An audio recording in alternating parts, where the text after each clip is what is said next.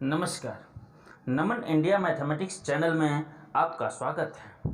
आज हम लोग पढ़ेंगे trigonometric ratios of some specific angles, यानी कुछ खास एंगल्स जैसे 0 degree, 30 degree, 45 degree, 60 degree and 90 degree.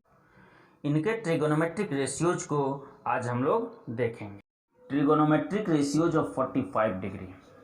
हमने एक ट्रायंगल ए बी सी लिया, राइट एंगल एट बी। यहाँ पर एंगल सी को हमने 45 डिग्री लिया, तो एंगल ए भी 45 डिग्री हो जाएगा क्योंकि ए और सी का सम जो है वो 90 डिग्री हो रहा है। तो एंगल ए भी 45 हो गया, एंगल सी भी 45 है, तो ये दोनों इक्वल हो गया। Angle A is equal to angle सी।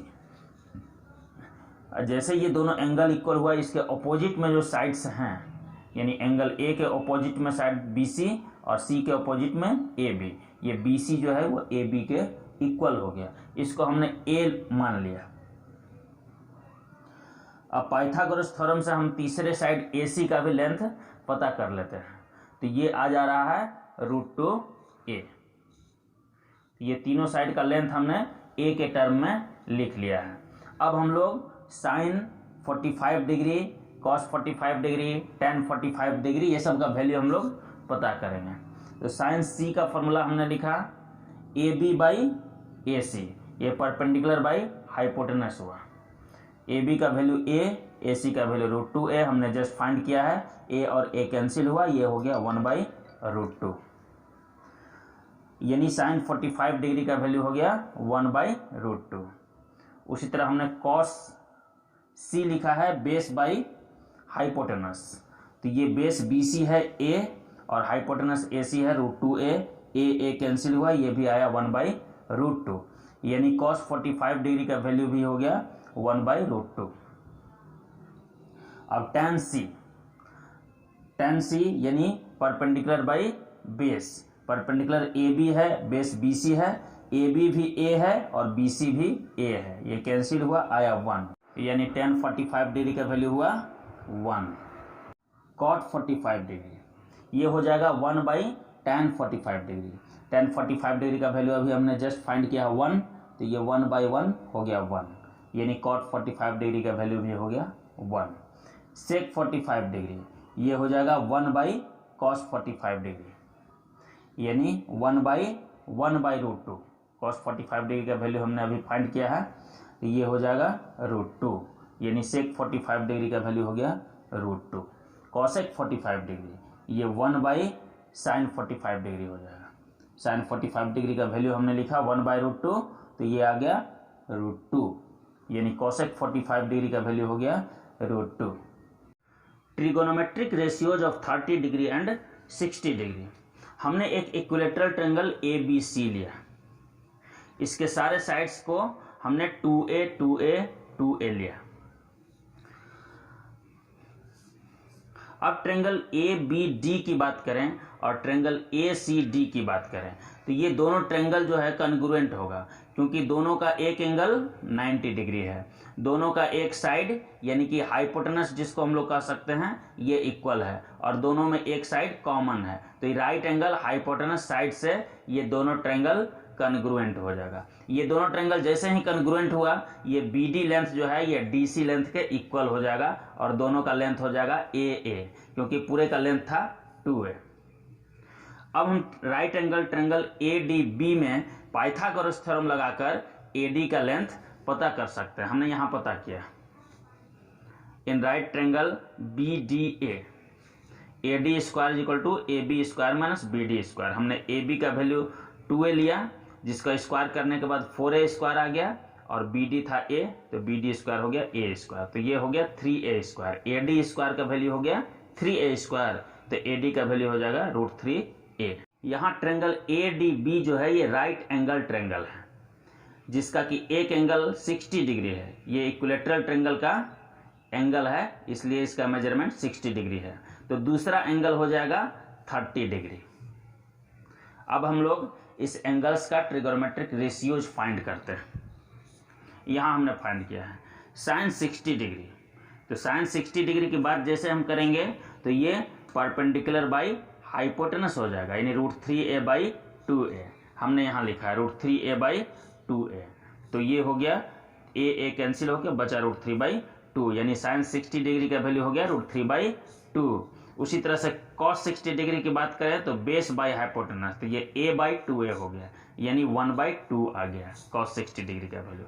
उसी तरह टेन 60 डिग्री की बात करें तो ये परपेंडिकुलर बाय बेस हो जाएगा, तो ये ए कैंसिल होकर आ गया ये √3, यानी टेन 60 डिग्री का वैल्यू हो गया √3।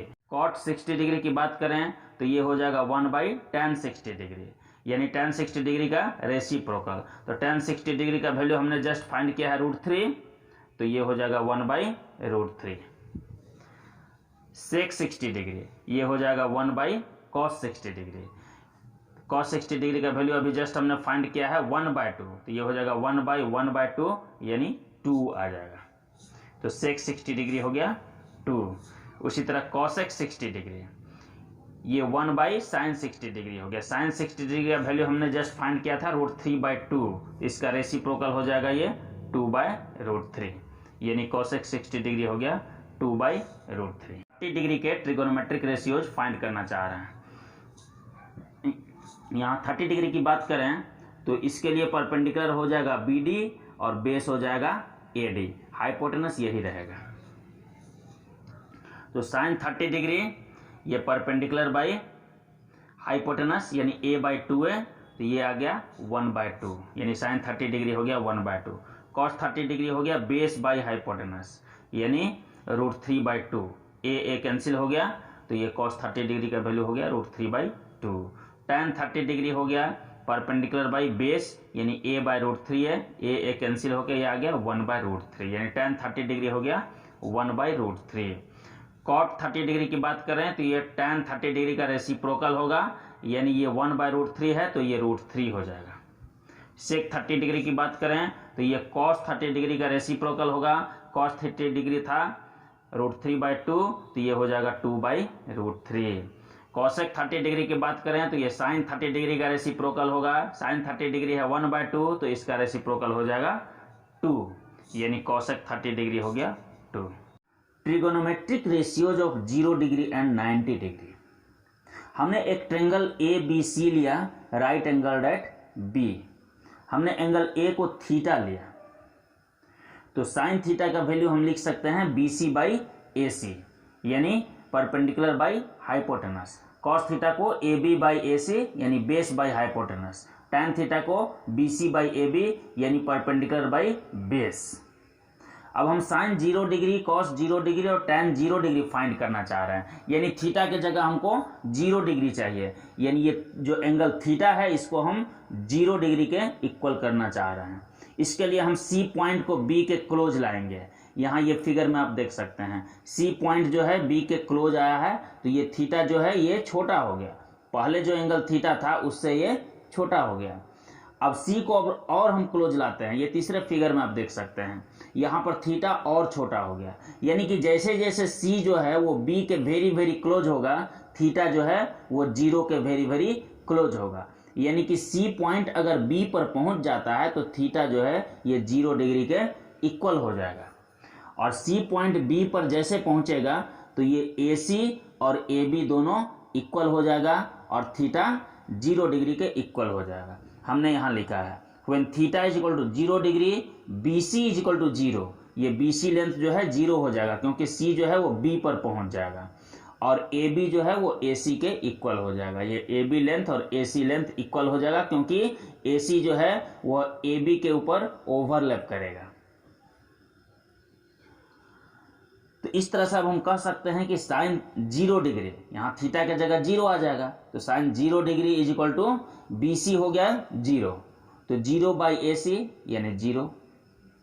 कॉस थीटा AB/AC है, AB और AC दोनों इक्वल है, तो दोनों इक्वल हुआ तो इसका वैल्यू क्या हो जाएगा 1, तो कॉस 0 डिग्री हो गया 1। टैन थीटा BC का वैल्यू 0 है, BC का वैल्यू 0 है, इसलिए टैन 0 भी हो जाएगा 0, यानी टैन 0 डिग्री का वैल्यू हो गया 0। अब हम कॉट 0 डिग्री फाइंड कर सकते हैं। कॉट 0 डिग्री जो होगा ये 1/tan 0 डिग्री, डिनोमिनेटर 0 आ गया, तो 0 जैसे डिनोमिनेटर आएगा तो ये टर्म जो होता है ये नॉट डिफाइंड हो जाता है, विच इज नॉट डिफाइंड। और सेक 0 डिग्री लेंगे तो 1/cos 0 यानी 1/1 इक्वल टू 1। उसी तरह से कॉसेक 0 डिग्री लेंगे तो ये 1/sin 0 यानी 1/0 हो गया, तो ये भी नॉट डिफाइंड हो गया। अब हम ट्रायंगल ABC में थीटा को 90 डिग्री के इक्वल करना चाह रहे हैं। तो 90 डिग्री के इक्वल कैसे होगा, ये फिगर देखिए, हमने A पॉइंट को B के क्लोज किया है, तो ये थीटा जो है यहाँ जितना बड़ा था उससे ज़्यादा बड़ा हुआ है। हमने A को और क्लोज किया B के, तो थीटा और बड़ा होगा। अगर हम और क्लोज करेंगे तो ये और बड़ा होगा, लेकिन फाइनली अगर A B पर पहुँच जाता है तो ये थीटा का वैल्यू जो होगा ये 90 डिग्री के बराबर हो जाएगा। यहाँ पर AB 0 हो जाएगा और AC BC दोनों इक्वल हो जाएगा। ये BC पर AC ओवरलैप करेगा। तो इस तरह से हम कह सकते हैं कि ये थीटा अगर 90 डिग्री होगा तो AB 0 और AC इक्वल टू BC हो जाएगा। हमने यहाँ लिखा when theta is equal to 90 degree AB is equal to 0 and BC is equal to AC। तो अब इसमें हम वैल्यूज पुट करते हैं। BC AC इक्वल है तो ये रेशियो 1 हो जाएगा, यानी साइन 90 डिग्री का वैल्यू हो जाएगा 1। AB लेंथ जो है ये 0 हो जा रहा, तो ये 0 बाई समथिंग, तो ये 0 हो जाएगा, यानी cos 90 डिग्री का वैल्यू 0 हो गया। tan थीटा, यहाँ पर tan 90 डिग्री लेते हैं तो इसका डिनोमिनेटर 0 आ जाता है। AB लेंथ 0 है तो इसका नॉट डिफाइंड हो जाएगा, BC बाई 0, तो ये which is not defined. cos 90 degree की बात करें तो इसका न्यूमरेटर 0 हो रहा है, तो ये 0 आ जाएगा, तो cot 90 डिग्री 0 हो गया।